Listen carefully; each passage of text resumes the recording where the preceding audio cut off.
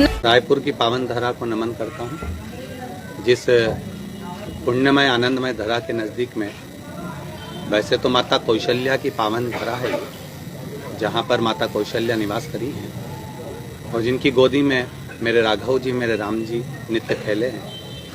ऐसी ही पावन धरा के नज़दीक में चंपेश्वर महादेव विराज रहे हैं, जहाँ पर पंचकोशी यात्रा होती है और भगवान शिव अपने जैसे उज्जैन के महाकाल स्वयंभू प्रकट हैं, काशी के विश्वनाथ स्वयंभू प्रकट हैं, सोमेश्वर स्वयंभू प्रकट हैं, केदारेश्वर स्वयंभू प्रकट हैं, ऐसे ही चंपावन में चंपेश्वर महादेव स्वयंभू प्रकट हैं।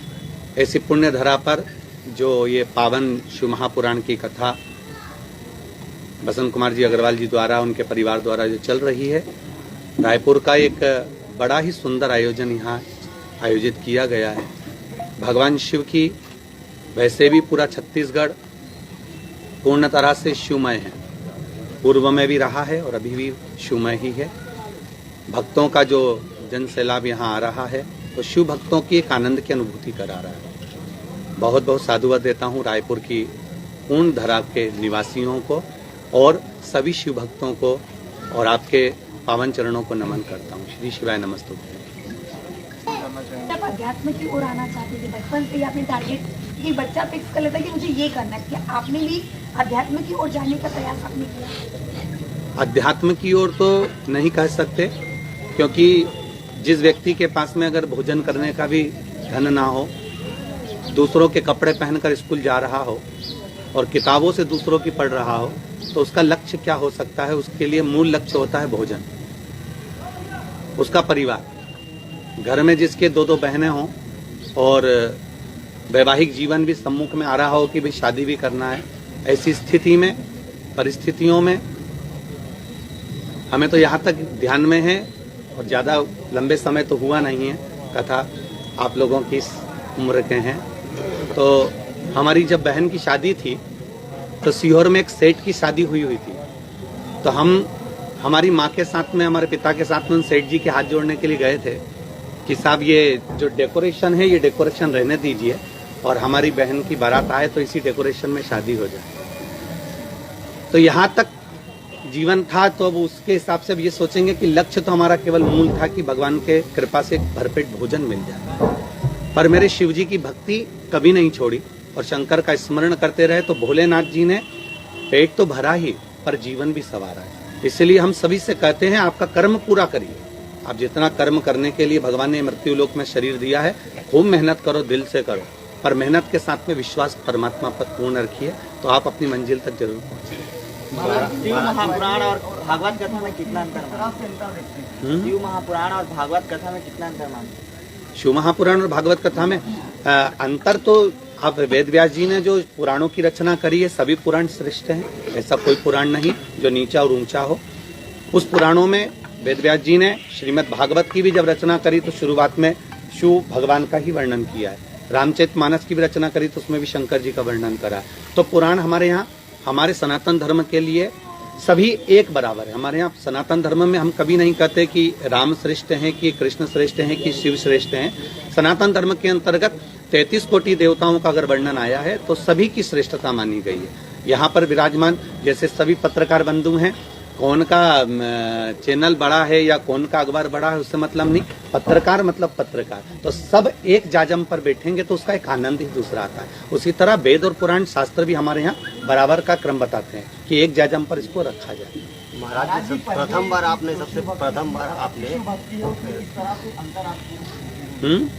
पहले की जो शिव भक्ति थी और अब की जो शिव भक्ति है उसमें किस तरह से अंतर आपको? पहले की शिव भक्ति और आज की जो शिव भक्ति है उसमें अंतर यह है कि पहले लोगों का केवल मंदिर जाते थे, अगरबत्ती दिया लगाते थे और वापस आ जाते थे। पहले इतना विश्वास नहीं था। आज जो शिव जी के प्रति विश्वास दृढ़ हुआ है, लोगों का भरोसा जो पक्का हुआ है, वो शिव मंदिर जाते हैं तो विश्वास रखकर ही जाते हैं। शिव जी को एक लोटा जल चढ़ाते हैं तो विश्वास रख के ही चढ़ाते हैं। तो वो विश्वास की पूर्णता के कारण शिव भक्ति अभी जो बड़ी है वो विश्वास के कारण। लेकिन जो युवा है वो शिव भक्ति के नाम पर आजकल नशे को भी शिव भक्ति ही मानने लग गए हैं, उनके लिए आप क्या कहेंगे? पहले तो कहूंगा मेरे युवान बहन भाई को मैं इतना ही कहना चाहूंगा कि शिव जी ने कोई नशा नहीं करा।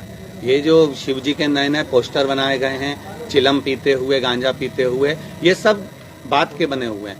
पूर्व के समय पर अगर भगवान शंकर का एक स्वरूप देखा जाए तो शिव जी के लिए जब विष भेजा गया था और विष की बूंदें जब नीचे गिरी थी पीते समय तो उससे भांग धतूरा उत्पन्न हो गया था। वो भांग धतूरा शंकर जी के पास में रखा हुआ है पर शिव जी उसको पीते नहीं है। रखा इसलिए है क्योंकि मुख से गिरा है तो वहां उत्पन्न हो गया, वो वहां रखा हुआ है, पास में नजदीक में रखा हुआ है। जैसे कोई व्यक्ति अगर बैठा हुआ है उसके पास में पानी की बोतल रखी हुई है या कोई वस्तु रखी हुई तो रखा है, परंतु शिव जी उसका सेवन नहीं करते। स्वयं माता पार्वती जी ने शंकर जी से प्रश्न किया कि आप किसके नशे में रहते हो? शिव जी कहते हैं मुझे राम नाम और कृष्ण नाम का इतना भारी नशा है कि दूसरे नशे की जरूरत ही नहीं पड़ती है। जब आप शिव जी का नशा कर रहे हैं या राम नाम कृष्ण नाम का नशा कर रहे हैं तो दूसरा नशा चढ़ता ही नहीं है, ये निश्चित है।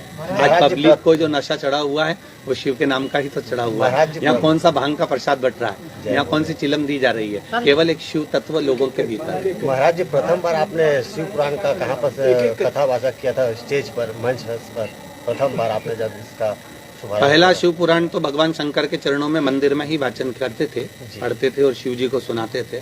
श्रोता भी वही थे, वक्ता भी वही थे।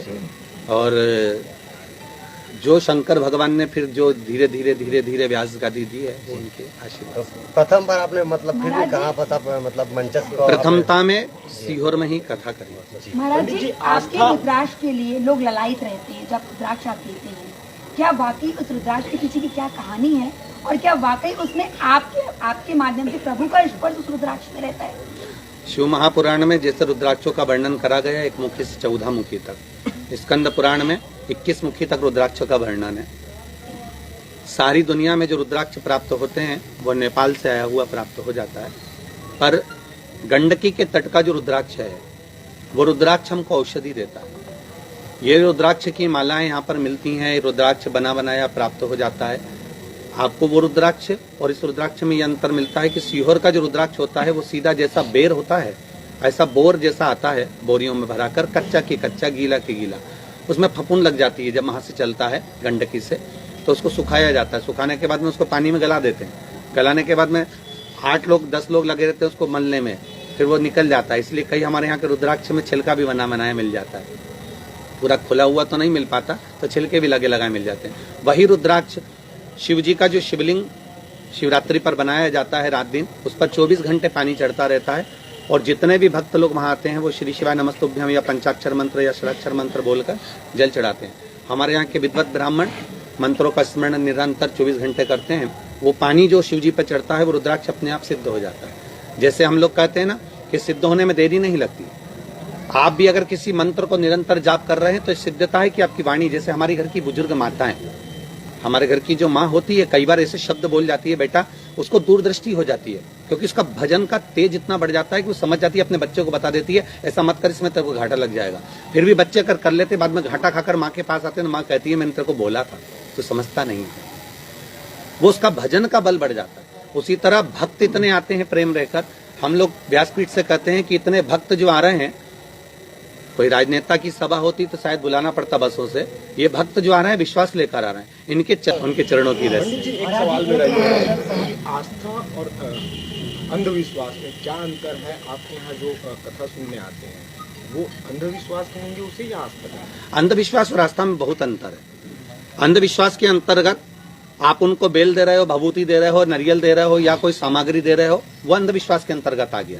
या फिर कोई चमत्कार प्रकट हो रहा है तो वो अंधविश्वास के अंतर्गत आ गया। जैसे कोई कह दे कि इसके नीचे जमीन खोद लो, इसमें हंडा निकल जाएगा, तो हम भी विचार में रहते हैं ऐसा कहीं का मिल जाए, हमको भी हंडा दे दे, तो हम भी इसमें रहते हैं। पर इसको अंधविश्वास कह सकते हैं। पर आस्था उसको कहते हैं कि जिसके अंतर्गत जैसे आपने किसी के प्रति कोई कार्य कर दिया और उसके मन में आपके प्रति श्रद्धा बढ़ गई और विश्वास बढ़ गया, उसको आस्था कहते हैं। शिव जी के प्रति लोगों का आस्था और विश्वास जो बढ़ा है, श्रद्धा बढ़ी है, वो केवल आस्था के अनुकूल है, उसमें कोई दिखावा, क्योंकि हम तो लोगों से मना करते हैं कि आप लोग अपने घर के नजदीक में जो शिव मंदिर हो वहां जाओ, शंकर का स्मरण करो, शंकर की भक्ति करो।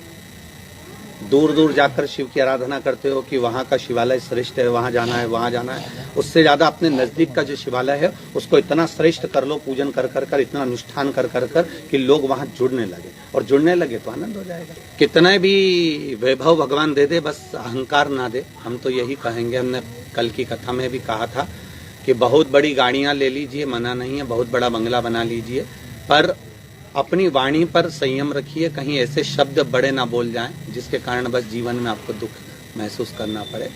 भक्तों का जो जन सैलाब है वो हमारे लिए नहीं आ रहा है। पहले तो हम ये ध्यान करें कि प्रदीप मिश्रा के लिए ये इतनी भक्त लोग नहीं आ रहे हैं, ये आ रहे हैं शिव के भक्त, शंकर जी के और शिव महापुराण के हैं, जो वेद व्यास जी ने रचना करी उस पुराण के भक्त हैं। प्रदीप मिश्रा के कोई भक्त नहीं है यहाँ पर, केवल शिव तत्व के भक्त।